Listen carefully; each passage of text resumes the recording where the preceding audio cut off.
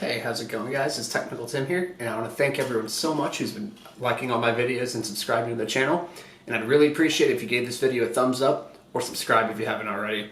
And I'm just going to do, sorry this is like a, it's just Sunday evening, but I'm just going to do a quick recap video of UFC 244, because it was a really anticipated card. Ended up being a fun card too. I'll just kind of go over the results, and if you're new to the channel, on these recap videos, I kind of just go through each fight on the card and talk about it from a technical and betting perspective and kind of give my thoughts on what I was thinking before and after each fight. And overall from betting, I didn't have much action on this card. I had a couple props that I tipped, they hit, so that was good.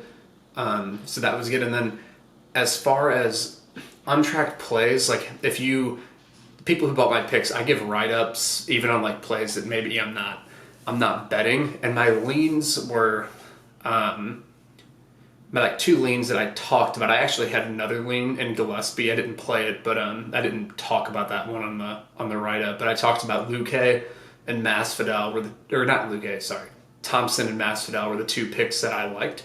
But I wasn't sure if I was going to pull the trigger, but I did hit Masvidal. It's the only untracked play I did. I hit Masvidal like 2 hours before the fight in the middle of the card, whenever he got down to like minus 135, minus 140. So I was happy with that. I was kind of waiting for that line. And then once it got there, I just thought it's time to pull the trigger type of thing. But on the podcast with Gugabe, I originally didn't really have strong opinions on the main event on Masvidal Diaz. But then once I researched it, I mentioned in my write-up, Masvidal was just going to land too clean too often, and I thought he was just going to kind of be a little better, but I was waiting for the odds to change, and they did, so I jumped on that. But let's start from the bottom of the card. Dawodu Arce. I figured beforehand this would be a close fight, and ended up kind of turning into that. Both guys have good striking ratios. Dawodu seemed to just get a little better. I do think that leg kick early kind of seemed to bother Arce, so it kind of took him a while to get going. I thought Dawodu was the rightful winner in the fight, but it was close. It was super competitive. Arce, I marked him down on my list of fighters like Devin Powell and other fighters who, when they're in their guard and their opponent is standing up, and they'll just sit there, and there's minutes going off the clock, and whenever you're doing that, the judges are going to think you're losing because you're the fighter who's on your back. So that's a red flag for him for future reference for sure. I mean, he hasn't done it in any other fight because he hasn't been in the position to do that, but that was definitely concerning. Lyman Good and Ren Counter, I talked about on the podcast how I kind of was originally leaning Good, and then that Ultimate Fighter fight with Stevens was the one that scared me away. I thought Good was going to win because even though Ren Counter likes to wrestle, he only attempts about three or four takedowns per fight. So I figured Lyman just has to stop like a couple takedowns, like one or two, and win. And I liked Lyman Good's, the way he popped to his feet on the single legs against Damian Maia made me think he probably was going to stop it, but it was super concerning, that Stevens Ultimate Fighter fight. So, and I'm kind of using hindsight, but because he ended up stopping the takedowns, but I just got a little scared off. I'm fine with the stay away. It was a binary fight. Whoever won was probably going to be super dominant, and if Good ended up stopping all the takedowns, he was going to look even more dominant because he could probably compete and retain guard if he was getting taken down, but Rencounter can't really strike with Good. So but Rencounter's tough though. I definitely respect his toughness, but he got it put on him. Chookagian and Maia, I'm not really I just figured it's just going to be kind of like a closer fight. I didn't really care about this fight, to be completely honest. It's just going to be kind of just like a kickboxing fight where Chookagian definitely looked a little better. But the problem with playing someone like Chookagian is she doesn't, even if she wins, and it happened, it was hilarious. I thought she won the first 2 rounds, and the third round, she won the first 4 minutes. But because she doesn't do enough as far as dominating with her style, because she just doesn't have a lot of power, and she never is like really running away with it either. And so and then she was winning 4 minutes of round 3, and whenever you have that style, one takedown can swing the round, and 3 judges gave it to Maya. So that's always my concern on just these type of close women kickboxing fights where it's just going to be on the feet for a lot, because like one random just like, you know, scramble and someone gets in top position can change everything. So these are really scary fights to bet. But Chookagian definitely, I think she looks good on the feet though. And if people did play her and noticed a big striking edge, that's cool. But it is still a little scary for me. It's just not my style. Like, I guess you can still profit off them. It's just something that I tend to stay away from. Rosenstruik Arlovsky. This is one theme that I'm going to kind of mention tonight, and this is kind of the start of the series of the themes. There's a lot of fighters who won, and I didn't have action, so I'm not like salty about the picks. I had no stock in the game. I had no bet here on Rosenstruik and Arlovsky. The theme I want to mention is first round knockouts. They just kind of are what they are, and the funny thing is, we'll talk about Johnny Walker later. I thought that Anderson was probably going to be the value side, and I mentioned that on the podcast, but Walker just, when you win by first round knockout a lot, you know, like you can get memed yourself, and Anderson kind of memed Walker, and I don't read that all that much into Anderson's win either over Walker. But I'm just saying, a guy like Walker could have just gotten wrestle fucked by Anderson. So I'm more impressed by a 3-round fight, Gain from that on the heavyweight division, who just fought recently against Pessoa. He fought like a 3-round striking match where he showed a ton of volume, cardio, a competent ground game, good defense. That's more impressive to me than just a knockout. So Rosenstruik, I'm targeting him as I've never played him or against him. I've just been observing him, and he has 2 really quick knockouts. It was 38 seconds of total fighting. It was 29 seconds versus Arlovsky and 8 against Alan Crowder, and it's just that's not enough time. I mean, at heavyweight, anyone can knock anyone dead. And you saw, even with Walker at light heavyweight, he can get knocked dead too. So I want to see rounds. I want to see round winners, because round winners are the ones who consistently provide higher percentage outcomes. And leading into another fight, although I'm not going to be as hard on Edmund here, and I'm probably going to get some hate for some of these opinions that I have, but I'm just kind of giving my opinion, and if you disagree, you can disagree. But Edmund, I've never played against him. I played him against Charles Byrd because I thought there was going to be a lot of wrestling in that, because both of the guys tend to wrestle, and I liked his wrestling against Stewart. He's proven to me, Edmund, that he's a good wrestler. He's definitely proven that. I've been skeptical on his striking because he's just blitzed people and kind of killed them. And although I do like this performance here more than like a Charles Byrd, because I played Edmund versus Charles Byrd, and that at the time, Edmund's kind of maybe proving to be better than we could have known at that point. But at the time when he fought Byrd, he just won by Travis Brown elbows. And so I don't really know what to think of that. It kind of just is what it is. I wasn't saying it was easy money whenever Edmund did that, and I played Edmund in that matchup. But here against Tavares, I do like the fact that he looked calm out there, and he was kind of slipping away on some of the punches, so it looked like he had defense, that's what I was kind of worried about, is that he wouldn't be a composed striker over the course for 15 minutes. But so that was good. So I do like that. So there were signs of me thinking he's legit. But also, I'm still not sure, because I want to see that over 15 minutes, because you guys have to realize Shabazian and Tavares it was 4-3 in the total strikes. So nothing really happened at the time when Edmund landed that first right hand. and then all the punches happened after that. Then Edmund showed good finishing instincts for sure, so that was good. That's a plus. And it looked like he didn't panic in the few minutes he did fight, and that was the most we kind of saw him in a neutral striking type of fight, not just him bullying someone. So that was good, but at the same time, not much had happened either. So I still want to see more than him, and you have to have skepticism on fighters, because if you don't have skepticism and you're not considering all possible outcomes, you're gonna get a fight wrong. Kind of like even though Johnny Walker got memed himself tonight, but he could have just easily got out wrestle fucked. You know, if you're not, you have to consider the possibility of him not getting that early knockout. That's what I'm saying. Shane Burgos, Amir Khani. Burgos looked good. Amir Khani, I played him versus Fishgold. He's a really good wrestler, super good. And Burgos had 94% takedown defense going into this fight, and he generally does the right things from my eye.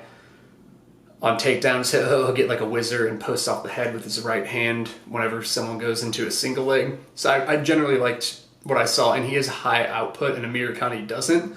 So I figured Burgos would win. But Amir Khani still is a very, very good wrestler, so I still had kind of my doubts on to the extent of playing Burgos as like a minus 220 favorite. But, and you saw, like, Amir Khani took round one, but his gas tank just kind of wore out, and Burgos has an insane pace and took over. So, good composed performance by Burgos. Like, Amir Khani can wrestle his fucking ass off. I'm generally not impressed by European wrestlers. Not all of them, but he looked good, for sure. Like, Amir Khani's wrestling looked good until he kind of gassed out, and then Burgos took over, and Burgos did the right thing. Anderson Walker, I kind of covered this fight already. I did not bet Anderson. I am playing DraftKings a little bit, not to profit or anything, just to more so learn the DraftKings and kind of see if there's like an opportunity there. Like, I'm just betting like literally like nothing, like $5 games, just to kind of see the construction of lineups and things like that. And I played Anderson in every lineup. I fully faded Walker, and if you're big into DraftKings, you can play multiple lineups, and in a fight like this where dominance was expected, like Walker either a knockout or Anderson with a ton of takedowns and things like that, this is a fight you'd probably split actions. You'd have half your lineups maybe with Anderson and half of them with Walker, but I fully faded Walker just because I was like, Anderson's only 20% owned, so I'm just going to roll the dice here, and it ended up working out. But it was still kind of like meme on his end as well, although Walker is hittable, and he has shown that in his regional fights. But yeah, like Anderson just kind of landed a big shot, and if Walker would have landed the same big shot, I would have thought the same result. I would have just been like, whatever, first round knockout. Lee and Gillespie, another first round knockout. I did like what I saw from Lee here. As far as a strategy point of view, he kept a super low stance, which I really liked. I do think Gillespie made a mistake even though I thought that striking was competitive until that big head kick. Gillespie should have forced even failed takedowns more. He should have kept going for them, because Gillespie doesn't get tired and Lee tires out. And even with Lee's low stance, Gillespie's fully capable of taking him down. I've seen RDA take Lee down, and I've seen Efren Escudero do it. Like, Gillespie can take Lee down for sure, but he maybe had to wear him down a little bit before that. And I think Gillespie kind of probably felt in that first exchange that Lee was going to be tough to take down. So maybe Gillespie thought he'd strike with him a little bit and was hoping Lee would wear down from the striking exchanges. And he kind of just got caught. So I do think this was also kind of like a random result, because first round knockouts, like, that fight was still competitive. I do think Lee was getting a little better at the exchanges, but the fight was still competitive to that point. But I do think Lee coming out with that low stance kind of minimized the takedown attempts from Gillespie, because Gillespie just didn't see as many openings. But I think Gillespie should have just spammed them anyway, even if he failed. And usually he attempts one takedown per minute, which is insane. And in that round, he had only attempted one at that point, and it was kind of like a weak takedown attempt. So yeah. Lewis Ivanov, I don't have much to say. It was kind of back and forth. Ivanov has one of the best chins I've ever seen at heavyweight. That guy might have the best chin in the history of the heavyweight division. He's right up there. I mentioned that on my Twitter. Someone mentioned Big Nog. I agree. Big Nog in his prime will get hit a lot, but Big Nog would get sparked and go down and kind of get back up. But the thing with Ivanov is he doesn't even get knocked down. Like, he might get staggered, but like, he still responds well. But I think Ivanov is a tough motherfucker. But it ended up being and if you would have told me this fight was going to decision, I would have thought it wasn't entertaining. And I think the fight ended up playing out a little more entertaining than I would have expected. So yeah. Thompson Luque, almost played Thompson, decided not to. I was a little suspect of Thompson's chin and the fact that when you lose a low output striking fight to Darren Till and 2 times to Tyron Woodley, I get scared to play you in a striking fight. Because when Thompson shows up, I mean, he schooled Masvidal.